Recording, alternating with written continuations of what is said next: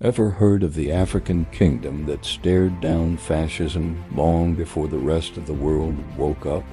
This isn't just a story of war. It's a saga of pride, betrayal, and a lonely fight for freedom that echoed across the globe. This is the story of Ethiopia, the nation that stood alone against Mussolini's empire. Back in the 1930s, Europe was a pressure cooker. At the heart of it was Benito Mussolini, Italy's fascist dictator, obsessed with forging a new Roman Empire. But there was a ghost haunting Italy as past, a humiliating defeat from 1896 at the Battle of Adwa. Who defeated them? Ethiopia. It was the only time an African nation had decisively crushed a modern European army, and Mussolini never forgot it. For him, conquering Ethiopia wasn't just about gaining territory. It was about revenge. It was about wiping away a national shame and proving Italy's might on the world stage, just as the clouds of World War II were gathering. At the time, the world had the League of Nations, an organization designed to prevent exactly this kind of aggression through collective security. But as Mussolini sharpened his knives, the major powers were distracted, looking inward at their own problems and the rising threat of Nazism from Germany. They hoped that by appeasing Mussolini, they could keep him on their side. For Ethiopia, this meant they were on their own. The promise of international protection was about to be revealed as tragically empty.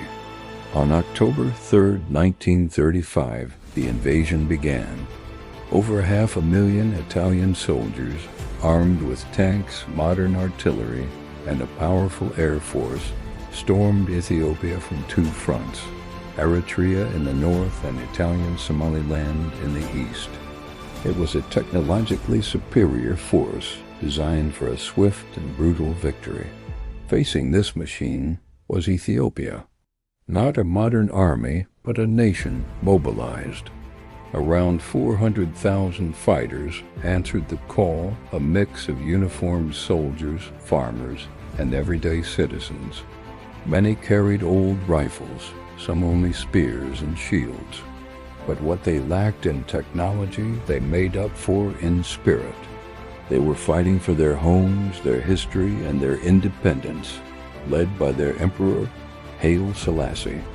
Descended from the ancient Solomonic dynasty, he wasn't just a political leader. He was a symbol of Ethiopia's 1,000-year-old legacy. He personally rallied his people, standing as the living embodiment of their will to resist.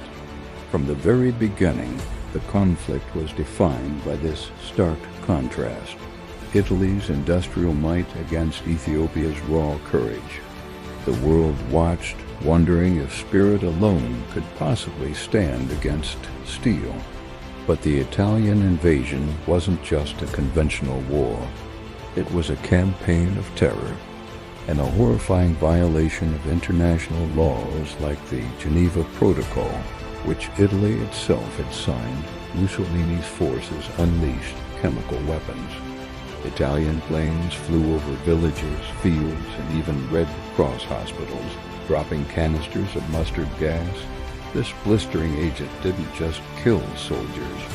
It poisoned rivers, destroyed crops, and annihilated livestock. It was designed to break the will of the people by inflicting unimaginable suffering on civilians. Men, women, and children died agonizing deaths, their lungs and skin burned by the toxic rain. The world knew. Diplomats and journalists reported on these atrocities. Yet the great powers of the League of Nations did nothing. There were no meaningful sanctions, no military intervention, nothing to stop the chemical attacks. Britain and France, hoping to keep Italy as an ally against Hitler, chose to look away. This inaction was a profound betrayal, a moment that exposed a deep hypocrisy at the heart of international politics. For Ethiopians, it was a clear message. Their lives mattered less. They were not only fighting an invading army, but also the world's indifference. Despite acts of incredible heroism and fierce battles, the Ethiopian forces were ultimately overwhelmed. The technological gap was just too wide. The Italian army, with its tanks and air superiority, pushed relentlessly toward the capital. On May 5, 1936, the Italian flag was raised over Addis Ababa. Mussolini stood on his balcony in Rome and declared victory, proclaiming the birth of the Italian East Africa Empire, with King Victor Emmanuel III as its emperor. For Ethiopia, it was a devastating blow. Emperor Haile Selassie, understanding that his capture would mean the symbolic end of the resistance, made the painful decision to go into exile. He escaped to Britain, not to surrender, but to continue the fight on the diplomatic front.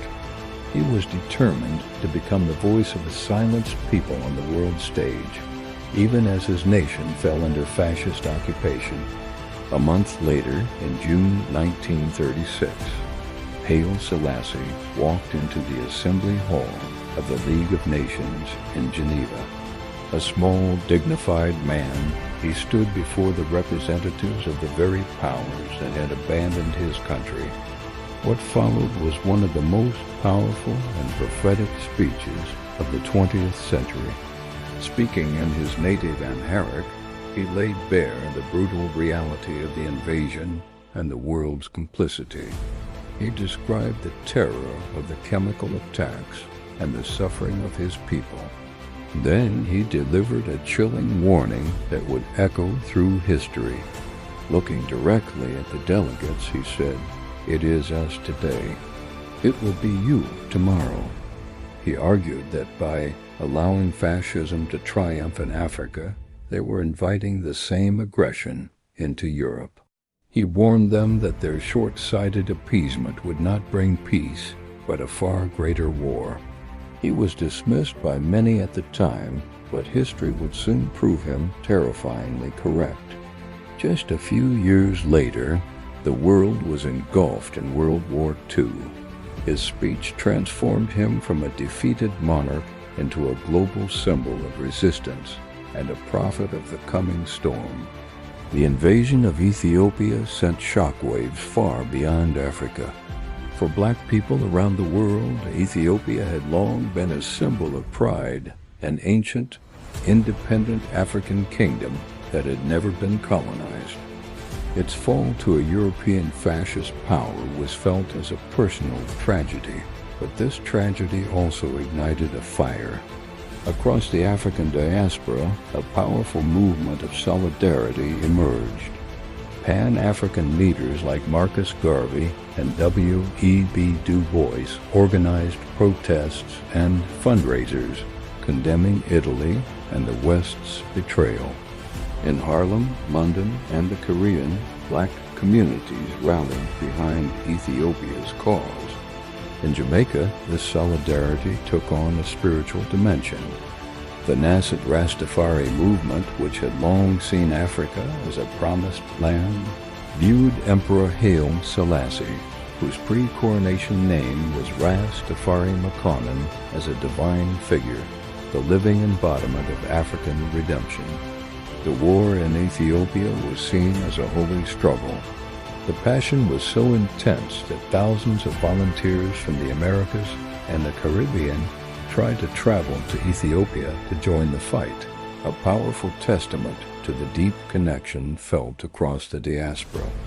Ethiopia's lonely struggle became a global symbol for black liberation and the fight against injustice everywhere.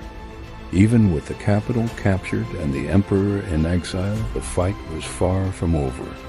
Mussolini may have declared an empire, but Italy never truly controlled Ethiopia. In the rugged mountains and vast countryside, the resistance continued stronger than ever.